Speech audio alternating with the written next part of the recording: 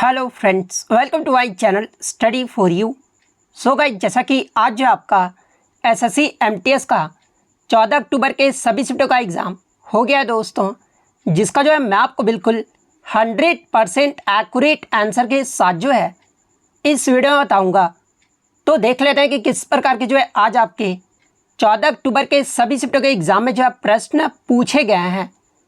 उससे पहले एक बात और दोस्तों, कि जिन्होंने भी अगर चैनल को सब्सक्राइब नहीं किया है तो एसएससी एमटीएस एग्ज़ाम से रिलेटेड पल पल की अपडेट के लिए जो है चैनल को सब्सक्राइब ज़रूर कर दीजिएगा। और बगल में ही आपको एक बेल आइकन यानी घंटे का निशान भी दिख रहा होगा, तो आप उसे भी जो है ज़रूर प्रेस कर दीजिएगा।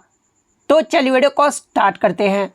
तो आपका पहला क्वेश्चन आया था कि what is the most ground water used for, यानी अधिकांश सतह और भूजल का जो उपयोग है ना, ये किस में होता है। तो देखिए, दुनिया भर में भूजल का जो सबसे ज़्यादा इस्तेमाल है ना, ये आपका सिंचाई के लिए जो वो किया जाता है। तो ऑप्शन में आपका एग्रीकल्चर दिया गया था, तो कृषि आपका यहाँ पे करेक्ट आंसर होगा। नेक्स्ट क्वेश्चन आपका यहाँ पर आता है कि दूध सागर झरना ये जो आपका किस राज्य में स्थित है। तो देखिए, दूध सागर झरने की बात कर ले तो इसे जो आपका सी ऑफ मिल्क भी जो है वो कहा जाता है, और ये जो आपका भारत के गोवा राज्य में जो है ये आपके मंडोवी नदी पर स्थित है। तो गोवा राज्य आपका यहाँ पे करेक्ट आंसर होगा। नेक्स्ट आपका यहाँ पर आया था कि the black layer on silver is made of, यानी चांदी पर जो काली परत होती है ना, ये किसकी बनी होती है। तो देखिए, चांदी पर जो आपका काली परत बना होता है ना, ये आपका सिल्वर सल्फाइड यानी Ag2S का जो वो बना होता है। तो सिल्वर सल्फाइड आपका करेक्ट आंसर होगा। सिल्वर सल्फाइड का अगर आपसे सूत्र एग्जाम में पूछा जाए तो ये आपका Ag2S होता है। तो ये फैक्ट भी आपको ध्यान में रखना है। नेक्स्ट क्वेश्चन आपका यहाँ पर आता है कि निम्नलिखित में से किसने ब्रह्म अनुबंध लिखा था, जो ब्रह्म समाज के मत का एक बयान था और इसके सदस्यों के कर्तव्यों और दायित्वों का जो है एक सूची जो वो बनाई गई थी। तो देखिए, ये जो आपका ब्रह्म अनुबंध जो लिखा गया था ना, ये आपके देवेंद्र नाथ टैगोर के द्वारा जो वो लिखा गया था। तो देवेंद्र नाथ टैगोर आपका यहाँ पे करेक्ट आंसर होगा। इसके अलावा बात कर ले ब्रह्म समाज की जो स्थापना ये किसके द्वारा किया गया था। तो ये आपका 1828 में जो है राजा राम मोहन रॉय के द्वारा जो है ब्रह्म समाज की स्थापना जो वो किया गया था। तो ये फैक्ट भी आपको ध्यान में रखना है। नेक्स्ट आपका यहाँ पर आता है कि खेल को बढ़ावा देने के लिए 2024 का स्पोर्ट्स स्टार एसेस अवार्ड जो है ये किस राज्य ने जो वो जीता है। तो देखिए, खेल को बढ़ावा देने के लिए 2024 का स्पोर्ट्स स्टार एसेस अवार्ड जो है ना, ये तमिलनाडु राज्य ने जो वो जीता है। तो तमिलनाडु आपका यहाँ पे करेक्ट आंसर होगा। अब देख सकते हैं कि 2024 का भी जो आपसे अब करंट अफेयर जो वो पूछा जा रहा है। नेक्स्ट आपका यहाँ पर आया था कि the place where statues are kept in a temple is called, यानी मंदिर में मूर्तियों रखने की जगह को जो है ये क्या कहते हैं। तो देखिए, मंदिर में मूर्तियां रखने की जगह को जो है ये आपका गर्भगृह जो है वो कहा जाता है। तो गर्भगृह आपका यहाँ पे करेक्ट आंसर होगा। नेक्स्ट आपका यहाँ पर आता है कि दिल्ली सल्तनत के सुल्तान इल्तुतमिश ने जो है चांदी के सिक्कों को जो है वो क्या नाम दिया था। तो देखिए, दिल्ली सल्तनत के सुल्तान इल्तुतमिश के द्वारा जो है चांदी के सिक्के को जो है ये आपका टंका का नाम जो है वो दिया गया था। तो टंका आपका यहाँ पे करेक्ट आंसर होगा। इसके अलावा इल्तुतमिश ने जो है तांबे के सिक्कों को जो वो क्या नाम दिया था, तो इसे जो आपका जीतल नाम जो वो दिया था। तो ये पॉइंट भी आप ध्यान में रखिएगा। इसके अलावा अगर इल्तुतमिश की बात कर ले तो देखिए, इल्तुतमिश ने जो है सिक्कों पर टकसाल के नाम से अंकित करवाने की परंपरा भी जो वो शुरू किया था, और इसी के द्वारा जो है शुद्ध अरबी सिक्के भी जो वो चलवाए गए थे। इसके अलावा एग्जाम में पूछा जाता है कि इक्ता प्रथा की जो शुरुआत है ये किसके द्वारा किया गया था। तो ये भी आपका इल्तुतमिश के द्वारा ही जो वो शुरू किया गया था। इसके अलावा इल्तुतमिश ने अपनी राजधानी को जो है लाहौर से दिल्ली जो वो स्थानांतरित किया था। इसके अलावा इल्तुतमिश की पुत्री का नाम एग्जाम में पूछा जाता है। तो देखिए, इल्तुतमिश की पुत्री का जो नाम था ना, ये रजिया सुल्तान था, और ये जो आपका रजिया सुल्तान थी ये भारत की पहली मुस्लिम शासिका भी थी। और इनका शासनकाल कब से कब तक रहा था। तो देखिए, रजिया सुल्तान का जो शासनकाल है ना, ये आपका 1236 से लेकर जो है 1240 ईस्वी तक रहा था। तो ये फैक्ट भी आपको ध्यान में रखना है। नेक्स्ट आपका यहाँ पर आता है कि who has one 2 gold medal in Asian singles पारा गेम्स 2023, यानी 2023 का जो एशियाई पारा खेल हुआ था उसमें एक ही संस्करण में 2 स्वर्ण पदक जीतने वाली जो है ये पहली भारतीय महिला जो है ये कौन बनी है। तो देखिए, 2023 का जो आपका एशियाई जो पारा जो आपका खेल हुआ था ये आपका होंगजाई चीन में आयोजित किया गया था, और इसमें एक ही संस्करण में 2 स्वर्ण पदक जीतने वाली जो पहले भारतीय महिला बनी है ना, ये आपका शीतल देवी जो वो बनी है। तो शीतल देवी आपका यहाँ पे करेक्ट आंसर होगा। इसके अलावा एग्जाम में अगर पूछा जाए कि शीतल देवी ये जो आपका कहाँ से संबंधित है और किस खेल से संबंधित है, तो ये आपका जम्मू कश्मीर से संबंधित है और ये जो आपका बिना हाथ की जो वो तीरंदाज है यानी आर्चरी गेम से जो ये आपका संबंधित है। तो ये पॉइंट भी आपको ध्यान में रखना है। नेक्स्ट आपका यहाँ पर आता है कि atomic size of atom going left to right in a period of the modern periodic table, यानी आधुनिक आवर्त सारणी में बाएं से दाएं जाने पर जो है परमाणु त्रिज्या का जो मान है ना वो क्या होता है। तो देखिए आवर्त सारणी में बाएं से दाएं जाने पर परमाणु त्रिज्या जो है ना ये आपका डिक्रीज यानी घटता है। तो घटता आपका यहाँ पे करेक्ट आंसर होगा। और ये क्यों घटता है, तो देखिए आवर्त सारणी में बाएं से दाएं जाने पर परमाणुओं का जो नाभिकीय आवेश है ना वो आपका बढ़ जाता है और नाभिक में आवेश बढ़ने से इलेक्ट्रॉन पर नाभिक का जो आकर्षण बल है वो भी आपका बढ़ जाता है, जिससे परमाणु का आकार जो वो घट जाता है। तो इस कारण से ये जो आपका परमाणु त्रिज्या है ना वो घटता है। तो घटता आपका यहाँ पे करेक्ट आंसर होगा। और अगर एग्जाम में पूछा जाए कि आवर्त सारणी में ऊपर से नीचे जाने पर परमाणु त्रिज्या जो ये क्या होता है, तो देखिए जब क्वेश्चन में आपका ऊपर से नीचे रहना तो परमाणु त्रिज्या जो ये आपका बढ़ता है। तो ये फैक्ट भी आपको ध्यान में रखना है।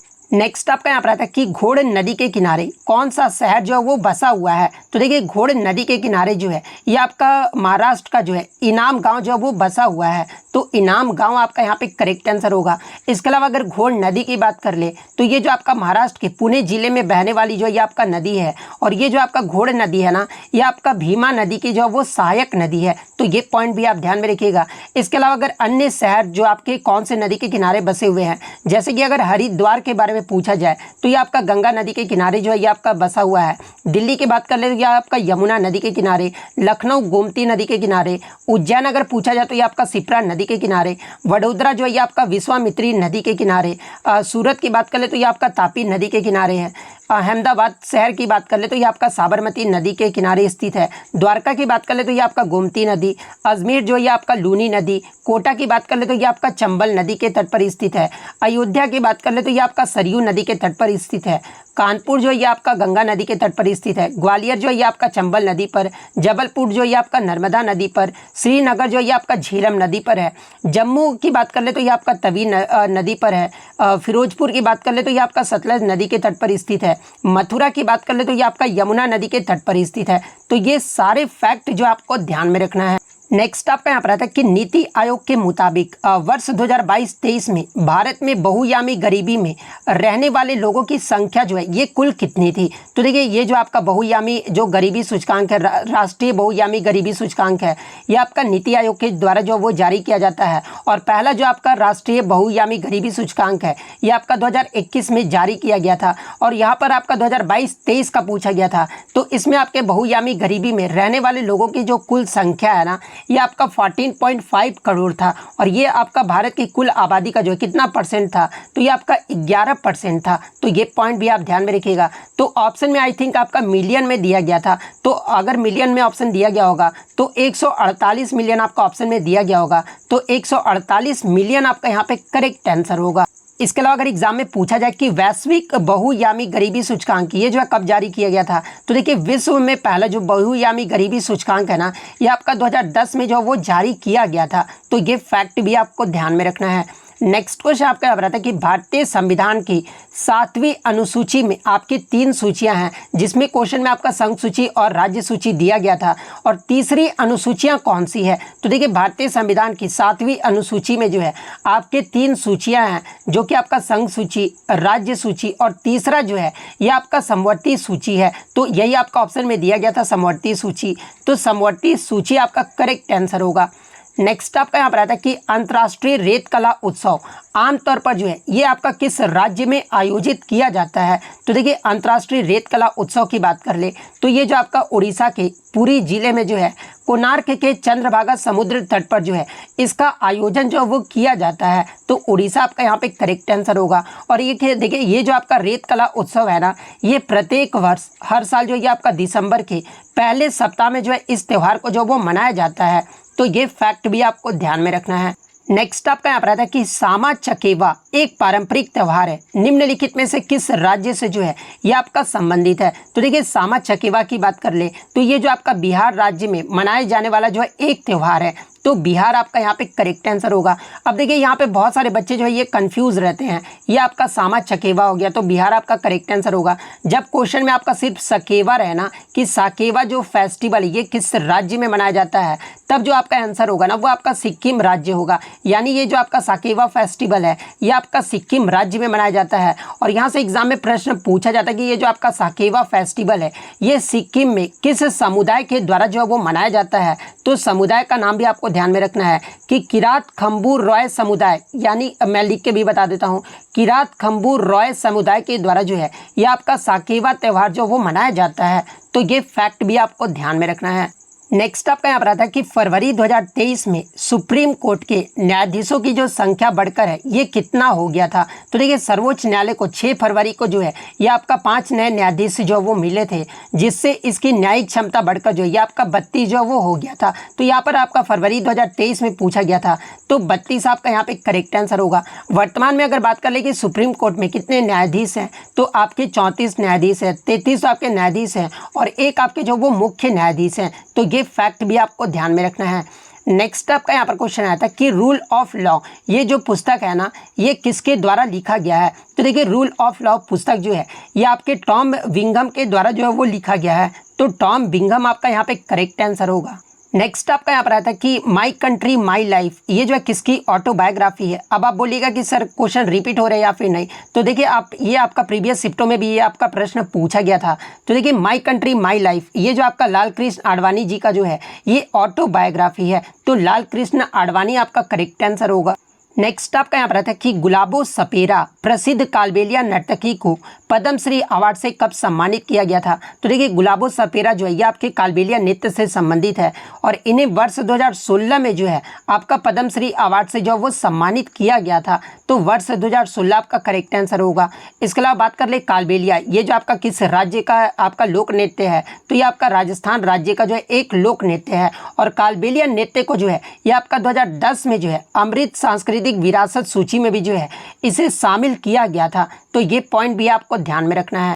नेक्स्ट आपका यहाँ पर आता है कि who suggested theory related employment यानी रोजगार से संबंधित सिद्धांत का जो सुझाव है ना ये किसने दिया था। तो देखिए रोजगार से संबंधित सिद्धांत का जो सुझाव है ना ये आपके जॉन मेनार्ड किन्स के द्वारा जो वो दिया गया था। तो जॉन मेनार्ड किन्स आपका यहाँ पे करेक्ट आंसर होगा। और जॉन मेनार्ड किन्स ने जो है अपनी किस पुस्तक में जो है इस सिद्धांत को प्रस्तुत किया था। तो देखिए इनका पुस्तक का नाम भी आपको ध्यान में रखना है, the general theory of the employment interest and money. इस पुस्तक में जो है इस सिद्धांत को जो है इन्होंने प्रस्तुत किया था। तो ये पॉइंट भी आप ध्यान में रखिएगा। नेक्स्ट आपका क्वेश्चन आया था कि नीति आयोग का जो श्वेत पत्र है ना ये किस मिशन से संबंधित है। तो देखिए नीति आयोग का जो श्वेत पत्र है ना ये आपके अटल नवाचार मिशन से संबंधित है। और अटल नवाचार मिशन ये जो आपका हेल्थ से संबंधित है, तो अटल नवाचार मिशन आपका यहाँ पे करेक्ट आंसर होगा।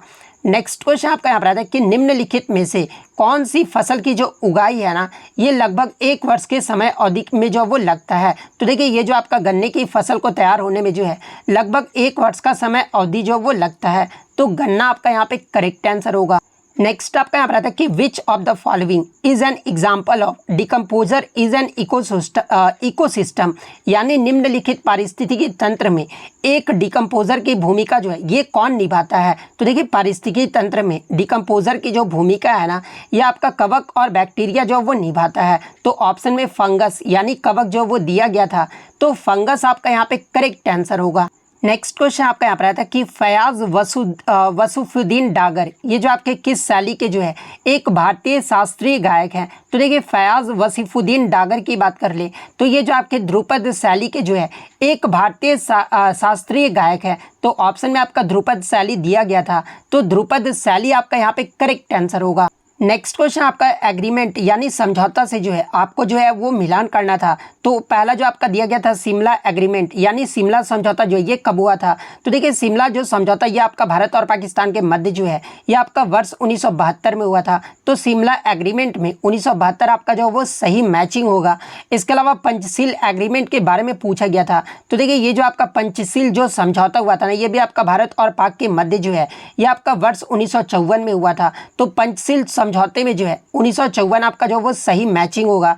थर्ड जो है आपका लाहौर एग्रीमेंट के बारे में पूछा गया था। सॉरी यहाँ पे माफ़ कीजिएगा, गलती से पंचशील समझौता जो है ये आपका भारत और चीन के मध्य हुआ था, जो कि आपका 1954 में हुआ था, ना कि पाकिस्तान के मध्य। तो ये आपको ध्यान में रखना है, ठीक है। लाहौर एग्रीमेंट की बात कर ले तो देखिए ये जो आपका लाहौर जो समझौता है ना, ये आपका वर्ष 1999 में हुआ था, और लाहौर एग्रीमेंट में 1999 जो है आपका वो सही मैचिंग होगा। फोर्थ आपका दिया गया था ताशकंद समझौता। तो देखिए ये जो आपका ताशकंद समझौता है ना, ये आपका भारत और पाकिस्तान के मध्य ही जो है ये आपका वर्ष 1966 में हुआ था। तो ताशकंद समझौता का 1966 आपका सही मैचिंग होगा। तो इस प्रकार से जिन्होंने भी यहाँ पर मैच किया होगा उनका यहाँ पे करेक्ट आंसर होगा। नेक्स्ट क्वेश्चन आपका यहाँ पर आता है कि who is the head of the armed force tribunal, यानी सशस्त्र बल न्यायाधिकरण का प्रमुख जो है ये वर्तमान में कौन है। और ये जो आपका सेकंड शिफ्ट में जो वो पूछा गया था, तो देखिए सशस्त्र बल न्यायाधिकरण के प्रमुख जो है वर्तमान में ये आपके न्यायमूर्ति राजेंद्र मेनन है। तो न्यायमूर्ति राजेंद्र मेनन आपका यहाँ पे करेक्ट आंसर होगा। नेक्स्ट क्वेश्चन आपका यहाँ पर आता है कि माइक्रो फाइनेंस यानी सूक्ष्म वित्त बांग्लादेश में ग्रामीण मॉडल जो है ये किसने विकसित किया था। तो देखिए माइक्रो फाइनेंस बांग्लादेश में ग्रामीण मॉडल जो है ना, ये आपके मोहम्मद यूनिस के द्वारा जो है 1970 के दशक में जो है ये आपका विकसित जो वो किया गया। तो मोहम्मद यूनुस आपका यहाँ पे करेक्ट आंसर होगा। और देखिए ये जो प्रश्न है ना, ये आपका फर्स्ट शिफ्ट में जो वो पूछा गया था। नेक्स्ट आपका फर्स्ट शिफ्ट का क्वेश्चन यहाँ पर, इसके अलावा एग्जाम में अगर पूछा जाए कि प्रोफेसर मोहम्मद यूनिस ने जो है बांग्लादेश में ग्रामीण बैंक की स्थापना कब की थी, तो ये आपका 1983 में जो वो किया गया था। तो ये फैक्ट भी आपको ध्यान में रखना है। इसके अलावा प्रोफेसर मोहम्मद यूनिस को जो है नोबेल पुरस्कार से भी जो वो सम्मानित किया गया था। और आप कमेंट करके जवाब दीजिएगा कि मोहम्मद यूनुस को जो है नोबेल पुरस्कार से जो ये कब सम्मानित किया गया था। ये जो आप कमेंट करके जो है वो जरूर जवाब दीजिएगा। नेक्स्ट क्वेश्चन आपका यहाँ पर आता है कि where a major earthquake has happened in the past but not a will is called a, यानी कौन सा ऐसा एक क्षेत्र है जहाँ पिछले भूकंपीय गतिविधियों के बावजूद जो है कुछ समय में कोई बड़ा भूकंप नहीं आया है, उसे जो है वो क्या कहते हैं। तो देखिए कोई एक ऐसा क्षेत्र जो है इसे जो आपका सेस्मिक गैप यानी भूकंपीय अंतराल जो वो कहा जाता है, जहाँ पर पिछले भूकंपीय गतिविधि के बावजूद भी जो है कुछ समय में कोई बड़ा भूकंप नहीं आया है, और ऐसे गतिविधियों को जो है ये आपका सेस्मिक गैप यानी भूकंपीय अंतराल जो वो कहा जाता है। तो सेस्मिक गैप आपका करेक्ट आंसर होगा। इसके अलावा अगर फर्स्ट शिफ्ट के सिनोनिम जो छूट गए थे मैं आपको वो बता देता हूं। तो देखिए फर्स्ट शिफ्ट में आपका सिनोनिम में आपका जो है कॉर्बोरेट का जो वो आपका सिनोनिम जो वो पूछा गया था। तो देखिए कॉर्बोरेट का मतलब आपका क्या होता है, तो ये आपका समर्थन करना होता है। तो इसका जो आपका सही सिनोनिम होगा ना वो आपका सपोर्ट दिया गया था। तो सपोर्ट आपका यहाँ पे करेक्ट आंसर होगा। इसके अलावा इनरेज्ड का जो है आपका जो है एंटोनिम जो वो पूछा गया था। तो देखिए इनरेज्ड का जो एंटोनिम होगा ना ये आपका एंगर्ड होगा। तो एंगर्ड आपका यहाँ पे करेक्ट आंसर होगा। इसके अलावा इडियम्स आप देख सकते हैं कि एन ओपन बुक का जो इडियम जो वो पूछा गया था, और एक आपका जो है सेंटेंस टाइप क्वेश्चन जो आपका इडियम का पूछा गया था, जो कि आपका between rock and hard place जो ये आपका पूछा गया था। इसके अलावा अगर वन वर्ड सब्सटीट्यूशन की बात कर ले तो वन वर्ड सब्सटीट्यूशन में आया था कि monument erected for people whose remains are elsewhere, यानी एक खाली कब्र या फिर स्मारक जो किसी व्यक्ति या लोगों के समूह के सम्मान में बनाया जाता है और जिनके अवशेष जो है कहीं और दफनाए गए हों, उनके लिए जो आपको एक शब्द जो वो बताना था। तो देखिए इसे जो आपका सेनोटॉप जो वो कहा जाता है। तो सेनोटॉप आपका यहाँ पे करेक्ट आंसर होगा। एक क्वेश्चन आपका वन वर्ड सब्सटीट्यूशन से ही आया था कि an unpaid voluntary position held as honour, यानी अगर हिंदी में बात कर ले तो देखिए वेतन प्राप्त किए बिना पद पर बने रहना, एक वर्ड आपका पूछा गया था। तो देखिए वेतन प्राप्त किए बिना पद पर बने रहने को जो है ये आपका हॉनरेरी जो है वो कहा जाता है। तो हॉनरेरी आपका यहाँ पे करेक्ट आंसर होगा। तो देखिए जो क्वेश्चन सेकंड शिफ्ट में छूट गए थे और फर्स्ट शिफ्ट में छूट गए थे वो मैंने आपको इस वीडियो में जो वो कवर कर दिया है। अगर आपको सेकंड शिफ्ट और फर्स्ट शिफ्ट का पूरा वीडियो देखना है तो आपको मेरे चैनल पर चले जाना है, और चैनल पर आपको सेकंड शिफ्ट और फर्स्ट शिफ्ट का जो आपको फुल वीडियो जो वो देखने को मिल जाएगा। तो अगर वीडियो अच्छी लगी हो तो वीडियो को जो है लाइक ज़रूर कर दीजिएगा, और इसी तरह रियल एनालिसिस पाने के लिए जो है चैनल को सब्सक्राइब ज़रूर कर दीजिएगा। तो मिलते हैं नेक्स्ट वीडियो में, तब तक thank you, all the best.